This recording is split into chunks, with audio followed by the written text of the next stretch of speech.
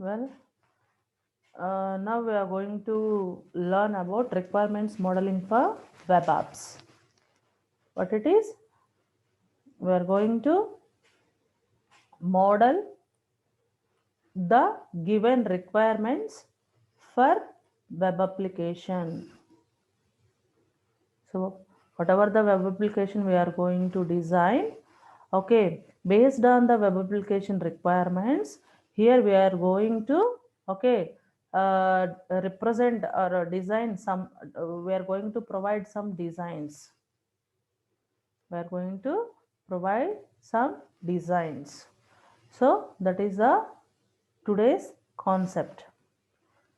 So if you want to represent these modelings for web apps, okay, first of all, what we need to analyze, what we need to study about the requirements of that particular web apps. Based on the analysis, based on the understanding only, okay, we may draw the what suitable diagrams, right? We may represent suitable diagrams based on the understanding of the particular requirements of that particular web application. Clear? So now what we need to analyze about web applications. Here we have four four kinds of things needs to analyze here to draw the models for web applications. See the first one, content analysis. What we need to do here, whatever the content, whichever we are representing into that particular web application, okay, thus that content must be, okay, you need to understand that one. You need to analyze that total overall content of that particular web application. Okay, need to read and need to understand. That is the first step. First step. So here we are going to, I mean, this particular content analysis may have content, may have some text, graphics, images, video, audio, kinds of data, right? Content analysis means for one web application, content may have, okay, videos data, audio data, or otherwise text data, graphics data, some images data, any kind of data, any kind of data, okay, we should analyze here. That is the content analysis. If we'll coming to the interaction analysis, what is the interaction analysis here? Okay, in which manner the user is going to interact with the web application. Now I have opened that particular website, our college website. First of all, our college website, that web page has many things. That web page has many things. College logo, college name, contact details, and menus, home menu, admissions menu, or something. Okay, placements menu. Many things are there into that. Right, departments menu. After that, downside of that particular menu bar, we have some pics. Downside of that one, we have some but there are different kinds of frames. The total page can be divided into a number of frames, and each frame has, okay, content related to a specific thing. Okay, at the end of that particular page, what we have seen that some about us, which means some contact us, okay, like that something has been designed there, isn't it? That is the total content of that particular web page. Total content of that particular web page,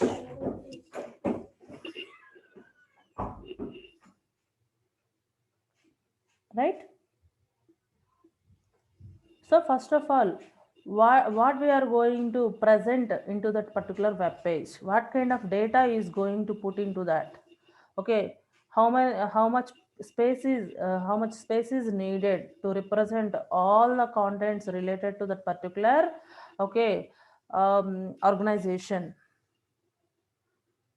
Clear? How many number of frames we needed here. So like that, we should understand about the content of that particular website. Coming to the next step, interaction analysis.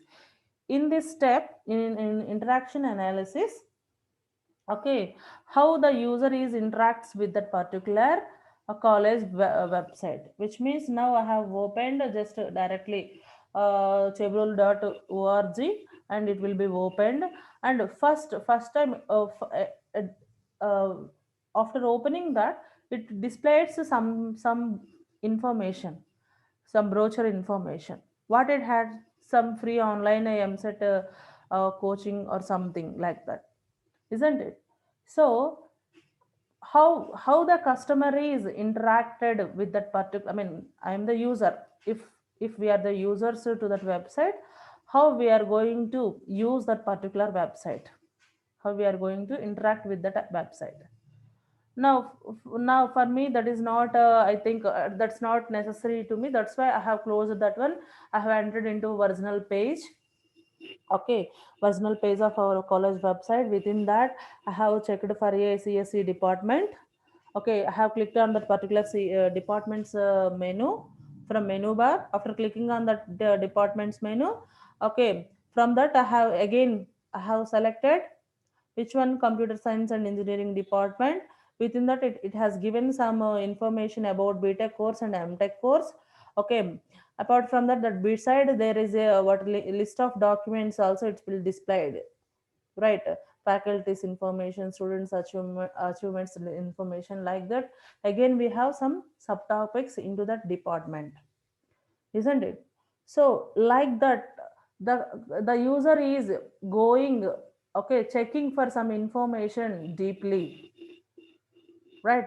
If I'm the user, I have clicked one department, then chosen department, then there again I have clicked one more option. So it's a little bit, okay, detailed description. I'm going step by step, right? So this is the interaction analysis things. If a user is there, how the user is opened that particular website, if opened, so what are the things he may check, he needs to check, what are the services he may get from that website. Okay, what he is looking for, what he or she is looking for. So everything you should represent at this interaction analysis, interaction model. It's not analysis, it's like model, right? And coming to the third one is a functional analysis. Functional analysis. So what are the functions of each and every menu? If we click that one, so what happens there? It will be opened or it will be moved to the next page. If I click again one more option, it will be shown. Okay, some again it will be opened information related to that particular option, isn't it? So those are the functions. Those are the functions. So choosing the functions, what we are looking for, it will be extracting the information or not. So some links will be provided in website. Suppose, I mean, in our website, okay, register for so and so classes, so and so, something like that. If you click on that, you are directed to that particular registration links. Okay, so that is a one kind of a function of a function. Okay, we have used that function through our college website. Not only that, if the fests will come means we are providing many phone numbers, many links for outsiders. Okay, through that only they'll register and they'll attend our programs, whatever we are conducted in our campus. isn't it? So like that, the functions, some options may have some individual functions. Whenever we are using that particular functional things, then it will give one kind of output or related output here. Okay. And next one, configuration analysis. The fourth one is configuration analysis. Configuration analysis, in the sense, it is about so which kind of configurations are used, okay, into I mean server of that particular website. For maintaining that website, here we are in need of one server, college server. So what are the configurations of that particular college server? Okay, if now we are the clients, I mean our my system, my lab is a client. So what is the configurations of my system? Client configurations. Okay, client system configurations and server system configurations we must need to know. Why? Because if if that particular content is supported, I mean visibility thing is supported for any kind of browser or for some browsers only, or any kind of system or clients or some systems only. So like that, okay, there is a analysis, you need to provide some analysis, or you need to design in such a way, right? How we are going to design? First of all, our developed web application is opened for every user or not. The users may have different configuration systems. Okay, those are not okay. Chosen single kind of thing. If they may have what high end phone, or they may have only basic phone. So like that, there are different variations are there in between students. Okay, so in such a cases, so it will be open for all, only for few people. It will be open for all. How come it is? Because any client server may access this, any client, any client can access this data, website data, from their, okay, from their configuration, or whichever they have. Okay, now I have some phone that is what Honor 8X. Is it possible to open our website into my phone? Yes. Okay, is it possible to open that our website through your Redmi phone? Yes. So any kind of phone you have, it's a basic features. If your phone supports internet, okay, if your phone supports internet, and if you have internet connection, then you can open our website. It will support any client. Okay, if it will be support any client, so what is the configurations of server here? So like that, you need to take care or understand about configuration. Clear? Here you may get a small doubt. Actually, we are learning about modeling, but here each and every subheading has analysis. What is here? If you observe, what is our topic name here? Modeling, requirements modeling. But now we are studying what? Analysis. Analysis. Why are we studying about analysis? Why aren't we studied about to design? Why we are not talking about design? Why here we mentioned the name is analysis? Okay, for this doubt, here there is a solution. Okay, when do we perform analysis? Actually, when do we perform analysis? Now we are at design part. Design part, in the sense, modeling part is also called as design part. Now we are in design part. Analysis is previous part. Okay, right. So when do we perform analysis? In some web applications, in some situations, analysis and design would be merged. Okay, for some applications, especially for some web applications, here the analysis, okay, analysis and design both are merged here. However, an explicit analysis activity occurs. However, the analysis activity occurs when the web application to be built is large and complex. What are the web app we are going to develop? Okay, that web app may be a biggest one, larger one. Okay, it's a very big one. Then in such a cases, we would combine analysis part with designing part. Okay, analysis phase, designing phase. Here there are two phases. Now these two phases are combined in a situation like, okay, the web application, whatever we are defining, that is a too large, bigger one. Then if the number of stakeholders are large, which means here who is stakeholder? He is a customer, whoever ordered for that particular web app, whoever needs that particular web app, that person is a stakeholder. There is a chance to have more than one stakeholder related to that particular web app, isn't it? More than one customer is involved or there into that particular project.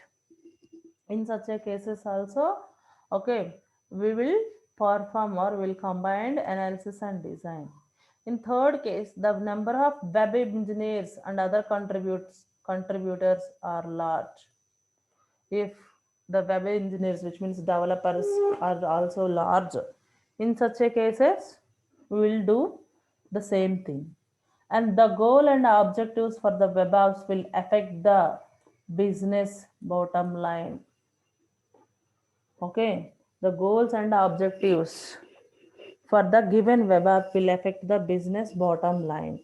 So whatever the web application we are developing, okay, that may be affects the business. At the end, which means it may affect the last users. It may not provide the service properly. Okay, in such a case, we are going to use this combination of we are going to use this combination of analysis and design both. And the last one is the success of the web app will have a strong bearing on the success of the business. Okay, the success of web app will have a strong bearing. Whenever we will create a web application strongly, automatically the business also improved. The business also improved. So for a strong web application or the best web application, here we are going to merge both works, analysis phase work and design phase work. Clear? Right. Now we are going to read, or we are going to learn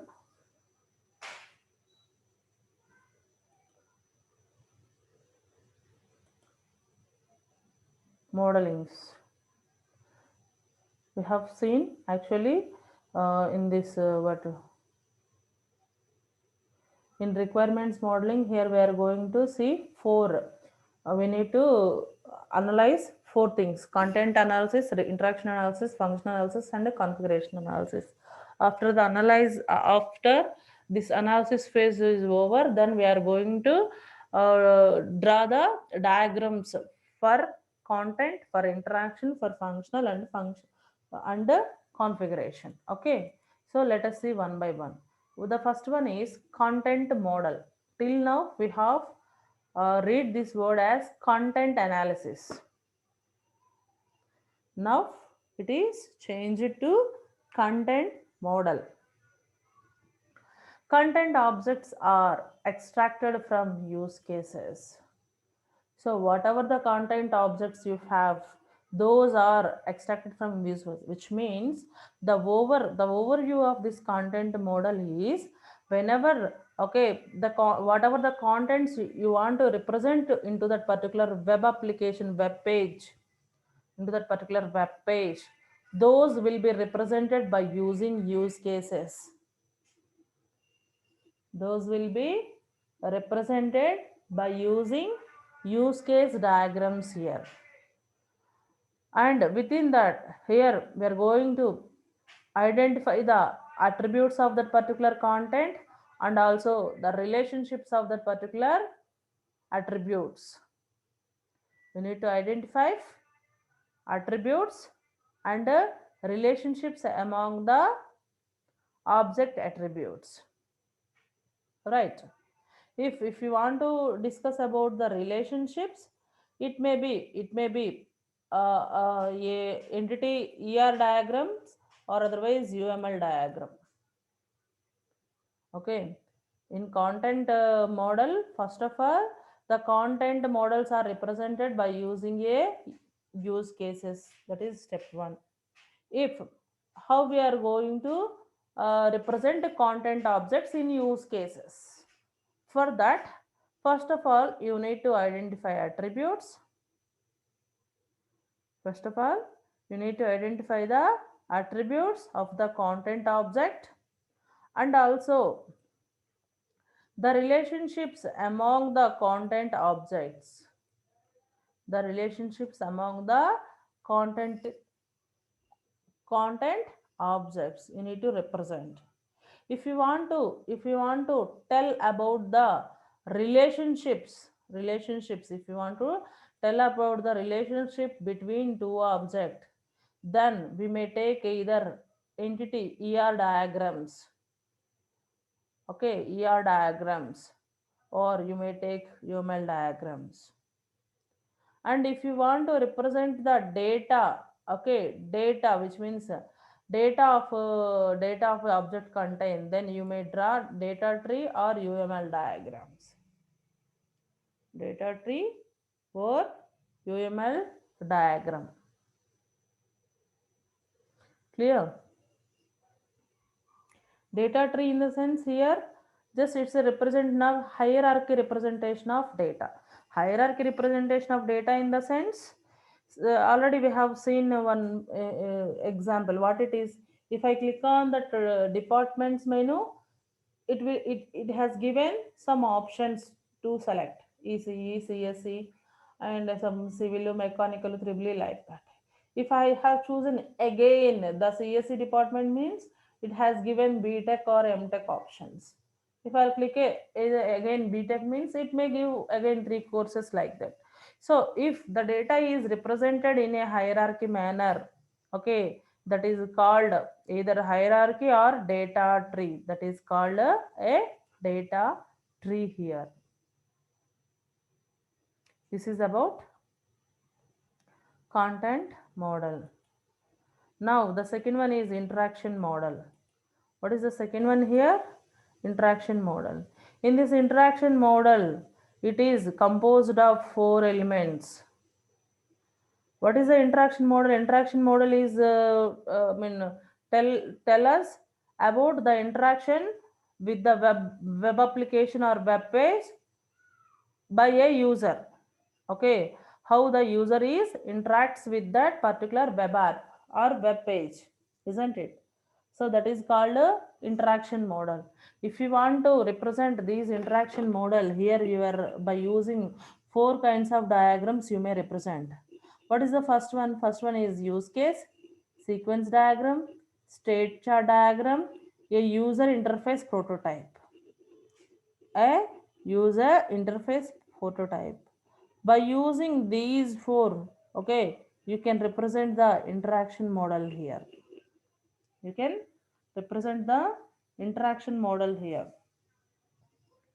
If we'll see the next one, what is the next one here? We have functional model. If you see the functional model addresses two processing elements.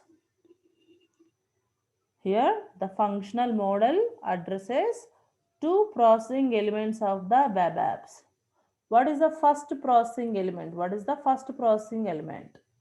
User observable functionality that is delivered by the web app to end user.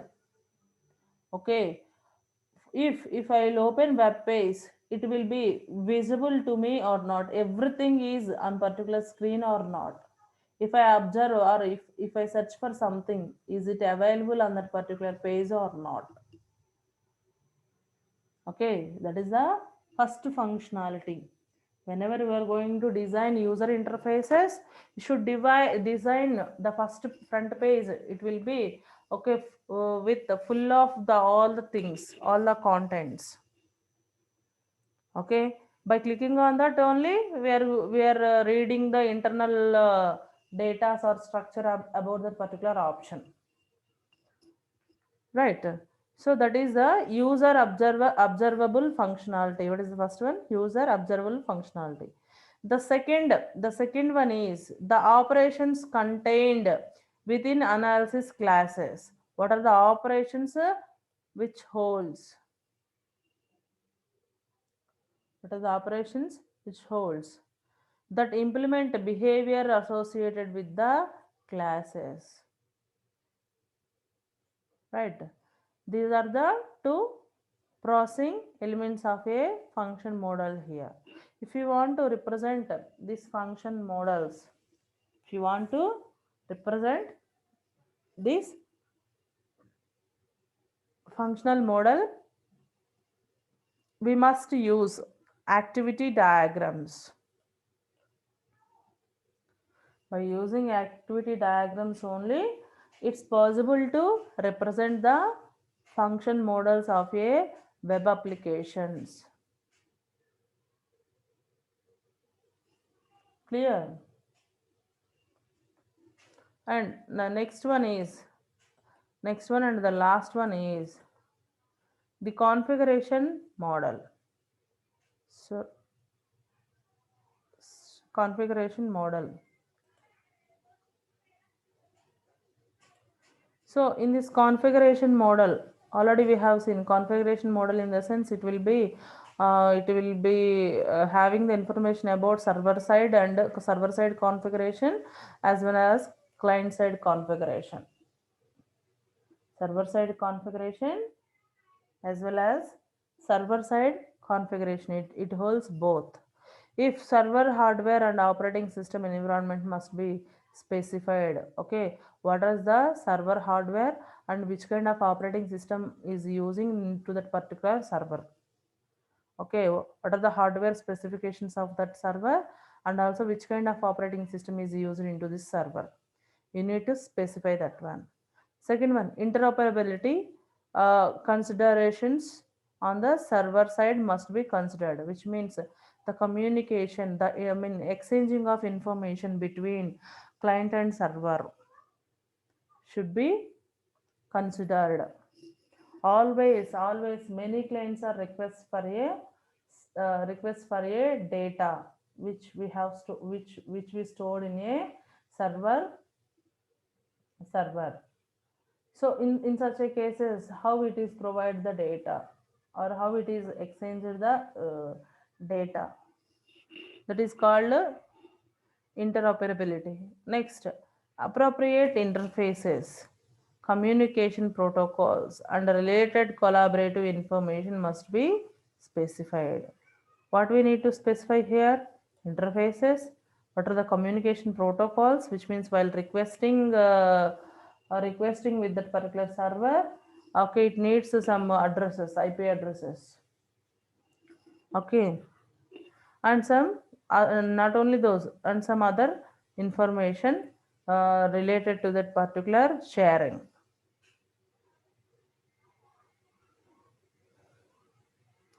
Okay, this is about server side. If we'll see the client side, browser configuration issues. So what are the configuration of a, what is the configuration of a browser? By using this browser, we are going to interact this server. Clear? Here, browser configurations need to know. And the testing requirements.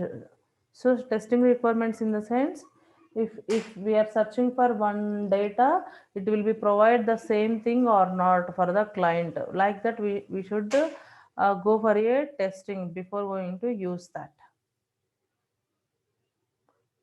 Okay. So this is about the requirements modeling of a web application. Now I'm going to stop the class here.